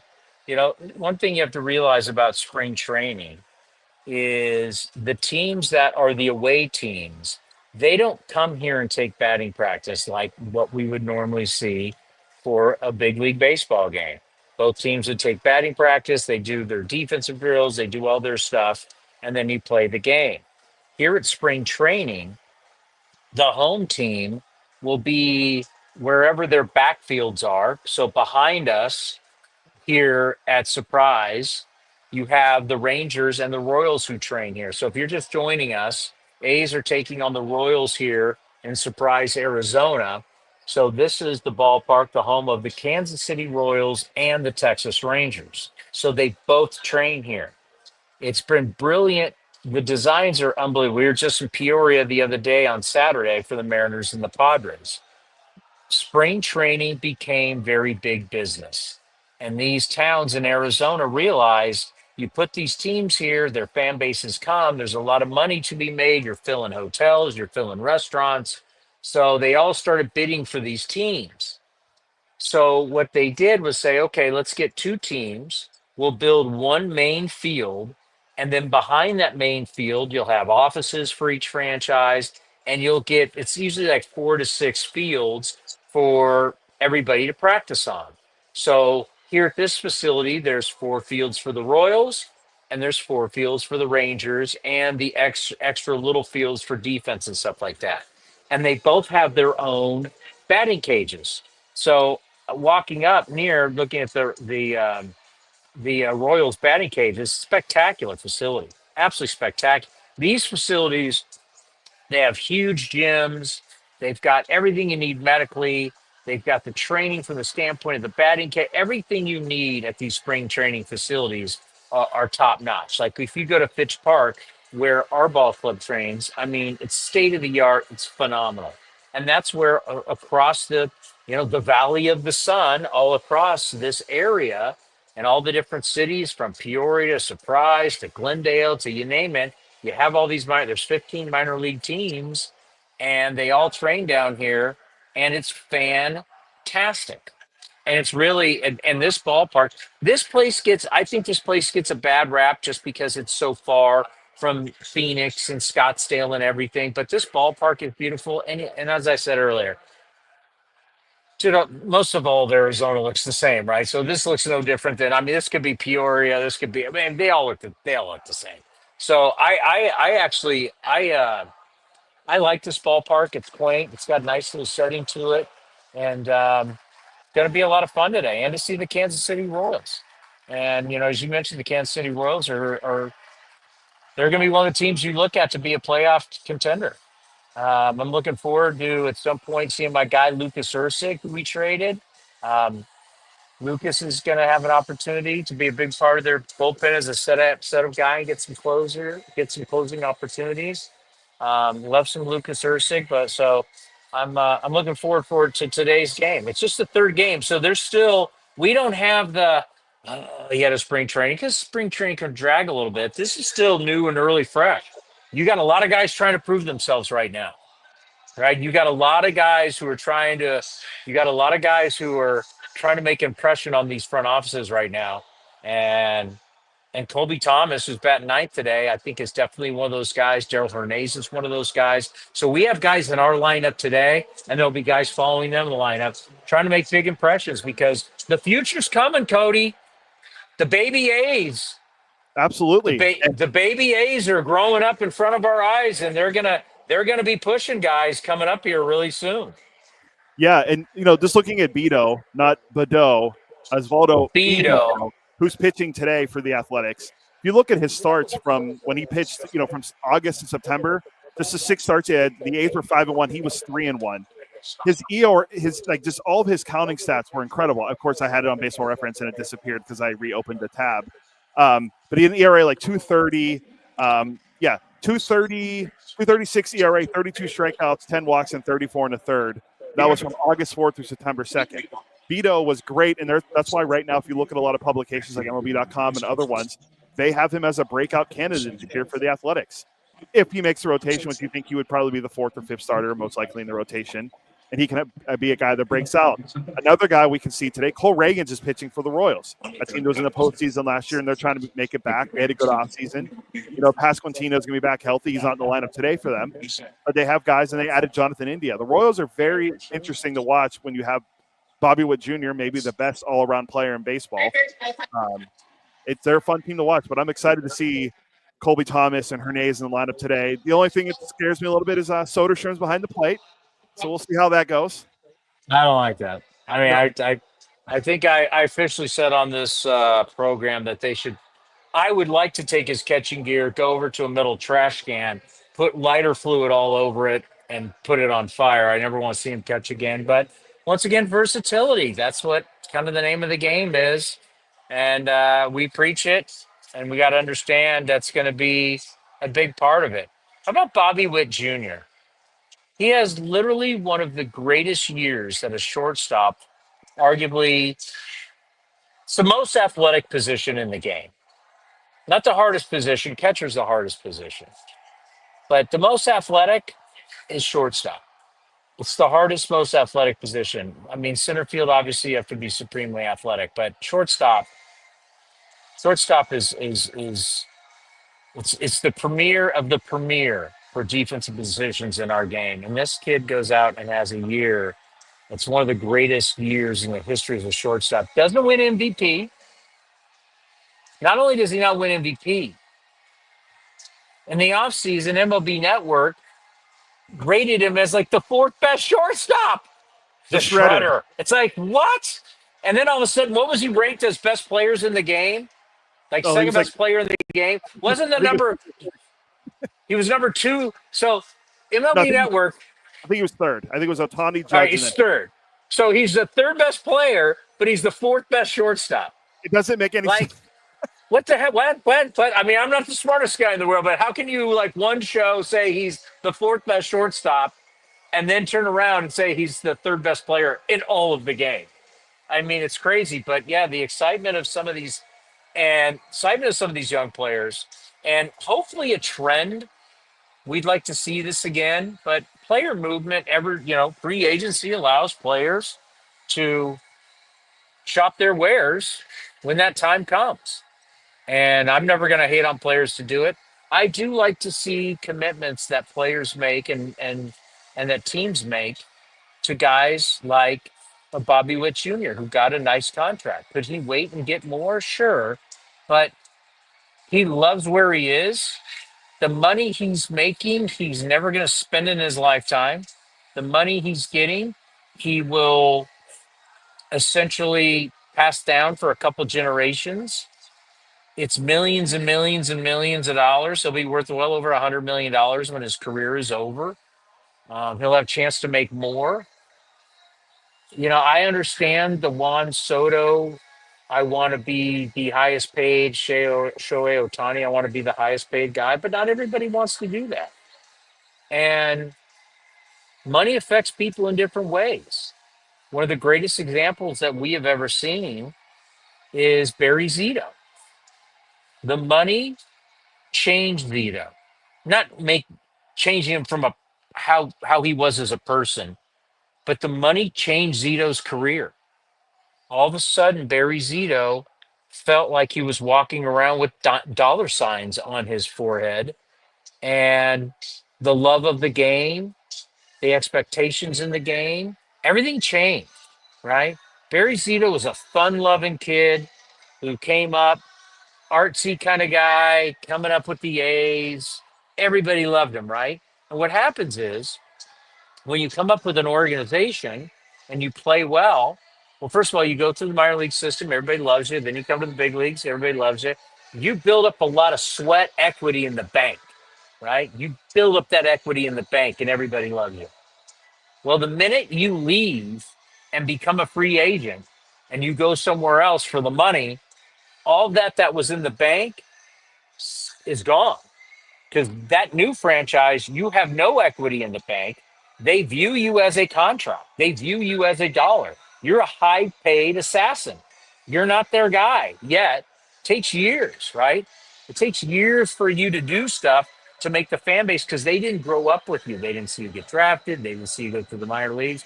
You just show up a big money guy, and like in any scenario, if I'm paying big money for tickets and you're the big money guy, I expect you to perform. So now you have extra expectations on you you've never had before, and not everybody's good with that. Not everybody handles the big contract well. And I use Barry Zito as an example because I've had Barry Zito on this program and we've talked about it with Barry Zito. So, we'll see how Juan Soto does with it. I mean, don't think Mets fans, don't think in Queens, they're not going to have huge expectations every single at bat. I mean, Aaron Judge is a phenomenal player. He gets booed. He doesn't play well. He gets booed. He was getting booed at the start of last year. He signed a big contract, was getting booed at the start of last year. And he's their guy. So it just goes to show, especially in New York, Philadelphia, upper Northeast, they're going to have high expectations for Juan Soto. He's going to need to do a lot of what he did last year in the Bronx, which it's produced offensively and not always looking for the walk. Mets fans are going to want to see the ball. They're going to see the ball go out of the ballpark. They're going to want to see RBIs. On base percentage and walks is not going to be something that, hey, walks a lot. Well, we're paying you $765 million. I need more than walking. So you start to see, I think, another guy, a good example, who's a good friend of this program, Jason Giambi. The money changed and the deal changed for him when he went to New York and he left the Athletics for the big free agent contract. That's why, once again, I think it's great in our game when we see like a Bobby Witt Jr. contract where he loves the Royals love him. They paid him. He's happy with the number that they paid. And we're going to go forward with him being, really their first franchise guy since George Brett. And George Brett's a great example. George Brett kind of signed a lifetime deal in Kansas City. And George Brett was a long-term thinker, right? George Brett knew, like, well, after baseball, I still want to be with the Royals. I still want to be synonymous with the Royals. And George has still always been Mr. Royal, even though he hasn't played since the 90s.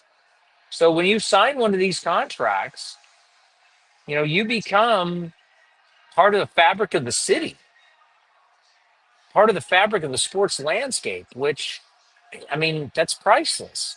You're remembered forever. I mean, Albert Pujols' deal turned out to be Albert thought he was gonna be able to cheat the system, and he was gonna be able to have what he had in St. Louis and Anaheim. Got the big money, but he never got what he got in St. Louis.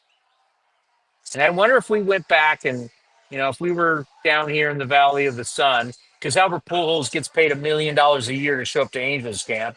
And I know if it was me, every single time I'd see him, I'd go like, man, that was a bust.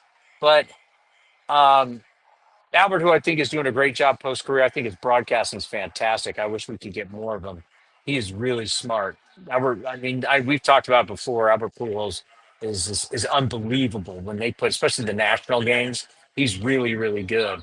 But I think if we got into a bar somewhere here and got him some cocktails and a little truth serum, he'd probably say, man, I should have stayed in St. Louis. I really should have stayed in St. Louis. So what that town meant to him, what he meant to that town, I mean, he was basically the new Stan Musial. I mean, they've had so many great players play for the Cardinals, but he was the greatness like Stan Musial. And he gave that up. He gave that up to go to Anaheim, to lose, and to get old, and to get booed, and never revered the same way again. To eventually it's like, return to St. Louis. huh? To eventually return to St. Louis. Yeah. So it's like, I'm never going to tell somebody, don't take the money, right? I heard this. How about this story? Marcus Semien, it's millions of him signing in Texas without the state taxes. It's millions of dollars more. Millions. Because remember, he was in California playing for the Athletics, big state taxes. He was in Toronto, big taxes. Now in Texas, zero state taxes. He has saved millions on his contract. So I'm not going to judge anybody and tell anybody how to handle your business.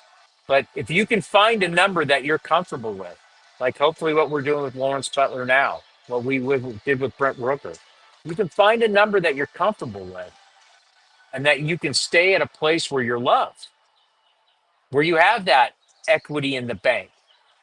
Because there are times you're going to struggle. But when your guy struggles and it's your guy, we love you.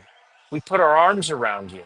And we want you to succeed. And everybody, the fans and everybody, that there's nothing but love for you and good vibes. When you're a free agent and you're the hired gun and you struggle, there's zero love. There's no love. They kick you to the curb. You become the alley cat. They kick you to the alley. It's rough. So, I mean, for all players, I'd always, get your money, because this is what you worked for and what you want. And everybody, I wish the best for you. But always remember, sometimes there's certain contracts that may be for less dollar value, but they will be better for you in your life long term. If you look at guys that are synonymous with a franchise, they're part of that franchise forever. They come down to spring training. They're there for all the big ceremonies. You go into that team's Hall of Fame. And then what that means to your family when you're gone. Like my grandfather, my great grandfather, he was a royal great, and he's in the Royals Hall of Fame. I mean, that means something. I'll tell you what. I learned this, and we all learn this when people in our family pass away. Juan Soto can make all the money he wants, but you can't take that money to the grave. Now, your family will have it. Good for them. But Juan Soto was getting paid no matter what, right? Whether he stayed in Washington, he was always going to get paid. But always make sure you get the best scenario for your career and for your after-career life. Because some of these all-time greats kind of become vagabonds. I don't want to put any names out there, but they're Hall of Famers that played for organizations, and some organizations are like, there's not great relationships, right? How would you not want to have the same relationship that Cal Ripken Jr. has with the Orioles, or Tony Gwynn had with the Padres, or George Brett has with the Royals? How would you not want to have that type of relationship? How would you not want to be, Joe DiMaggio with the Yankees, right? Willie Mays with the Giants. How would you not want to have that? How would you not? I mean, Willie Mays' family forever will pull up to that ballpark in San Francisco and there's a huge statue. Like, how would you not want that? How would you not want that? Now I'm telling you, once again, go get the money. I'm never going to tell you don't get the money, but always remember that relationship. You want to get to Grant Holman here, who also is going to play a big part? All I heard from you, Cody, was Grant Holman hasn't given up a run. Grant Holman hasn't given up a run. The kid from Cal grew up in San Diego, went to Cal, so a lot of people in our neck of the woods followed his college career. Mark Kotze has just, the A's are here warming up. Mark Kotze has just stepped onto the field. So once again, I think I didn't finish what I was trying to say. So the A's will work out in Mesa, bus over. So they don't hit here. They just show up, stretch, play, catch, and play. It's almost high school-like. Spring training is kind of like high school, right? You did all your stuff at your home school, and then you went to the other school and you roll up, play, catch, and let's play the game. That's what spring training. I love that because that's what spring training is. I mean, spring training is like high school baseball. You don't take BP at someone's field in high school. You literally take BP in your cages at your high school, if you even have cages at your high school, and then you all get in your cars and you drive over, you get out, play catch, umpires show up, let's play ball. That's what spring training is. And yeah, the Royals, we didn't see the Royals at all because they were hitting on their backfields. So the Royals have just come out, the A's have just come out, we're getting ready for A's baseball. But a guy who we think someday could be getting a lot of big outs for the A's late in games with Mason Miller is Grant Holman. We caught up with another big right-hander in the dugout before spring training games. With us here on A's Cast Live to talk about the Athletics bullpen, as today's really become all about the pitchers and what a difference spring training is for you this year. You know, last year you weren't going to make the club, then all of a sudden you end up in Oakland playing for the Athletics, and now this year completely different spring training. Mm-hmm. Yeah, it's a different dynamic. It's a lot of fun though. We got a great group of guys, great group of pitchers, position guys, coaches. All the support staff, just a great group to be around every day, and it's a joyous occasion to come to the field every morning and know that you're just going to be around a bunch of good dudes and go out and play the game you love. And now you come to spring training. I know there's a lot about having to make the team and everything, but you really come as a big leaguer. It's a whole different dynamic than what you had dealt with in the past. Yeah, it's a little different. At the end of the day, I like to try and keep it simple. It's at the end of the day, the mound's 60 feet, 6 inches. Just going out there trying to play my game and show everyone what I can do. When you think about, I think you pitched in 18 games when you showed up last year. When you think about how your stuff played in the big leagues and then you reflect on it, what did you think about those 18 games this offseason? I think I learned a lot about myself. I think it's really important to not let the moment get too big, just to stay within yourself and understand what you do well and how to leverage that against hitters. So yeah, I think it was kind of a balance of playing to my strengths, but also understanding, where the holes are in guys' swings and how to get guys out.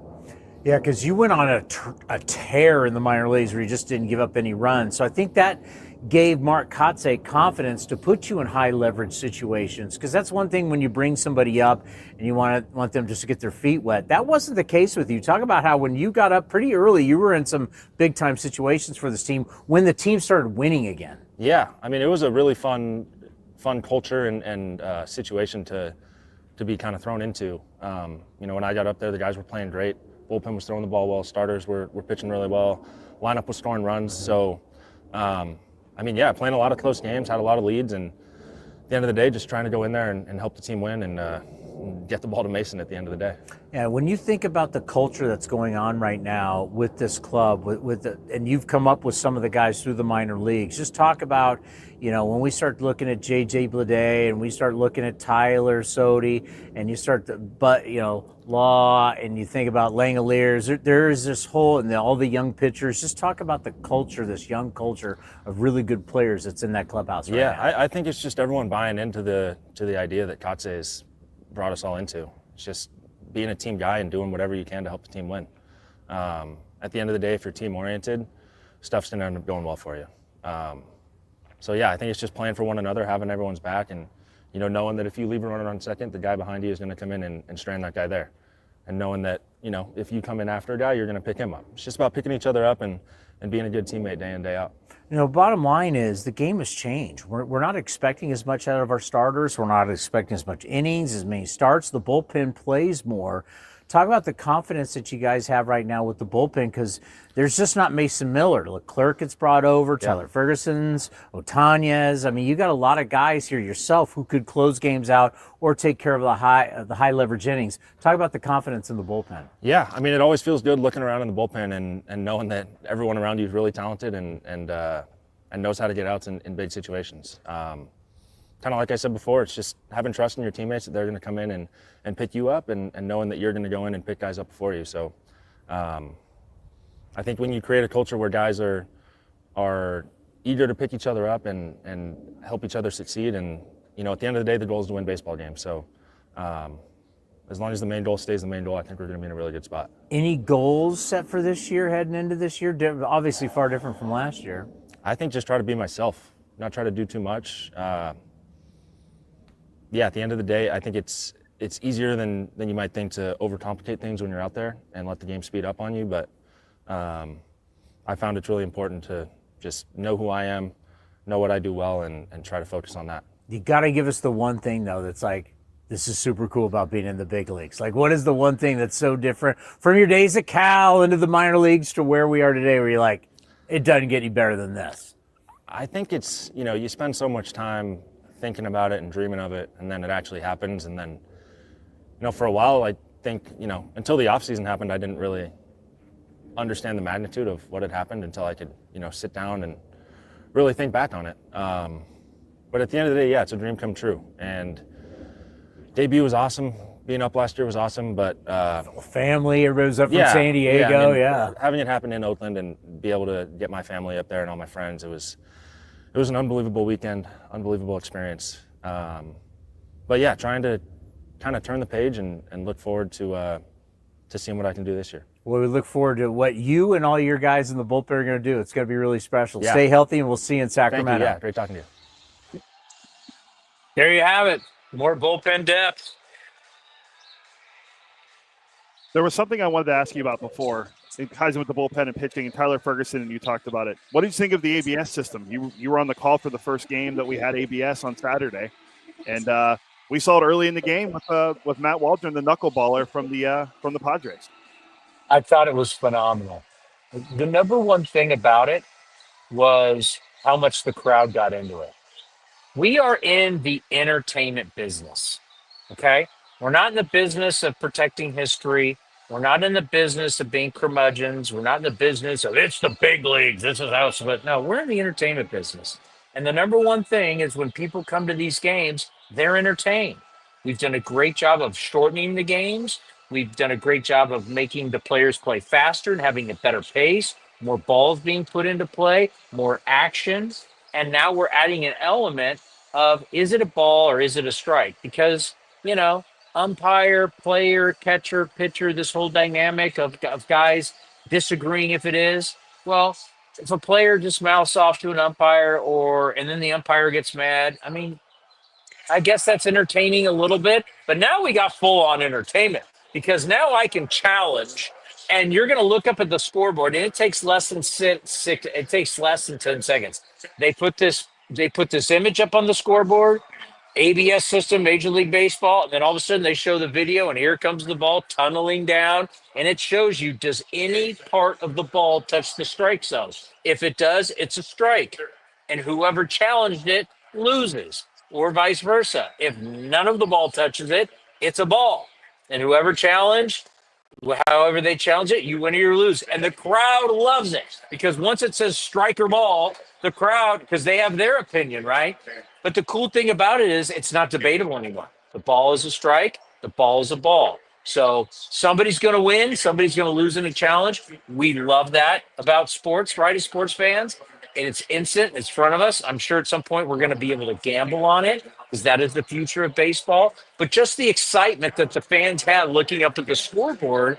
I mean, I thought about the sponsorship opportunities on the scoreboard because all the eyes are now going to look if it's a ball or a strike. I mean, there's so many things around it, but just the number one thing, the excitement and the and the fans. Listen, it's just we are challenging whether it's a ball or a strike. That's all it is. But the fans, when it goes strike or ball, they erupt in an excitement like something major happens. That's adding excitement to our game. So I know people, traditionalists hate it, but guess what? Traditionalists, the majority of you don't pay for tickets. The people who pay for tickets like it. It's going to be good. But Cody, think about it. All it is a challenge of a ball or strike, and people are cheering and having a great time, and they erupt at the outcome. I think it works. Yeah, because I was watching the Padres feed and listening to you and Johnny on the call, and they showed the Waldron strike, and I think it was the second inning, where it just nicked the bottom of the zone in the lower quadrant, and they called it, and you could tell strike, and like literally like by like this much. Everyone who's listening on A's Cast or Talk 650 KSD, they can't see it, but the slimmest of margin and nicked the strike zone, and it was strike three, and they won the challenge.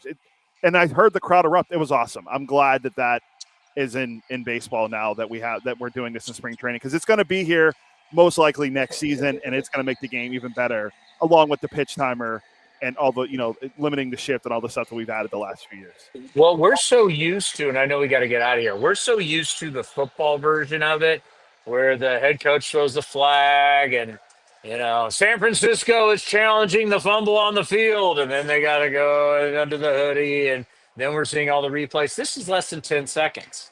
And you're going to have fans today. You'll have fans A's. You'll have fans of Royals.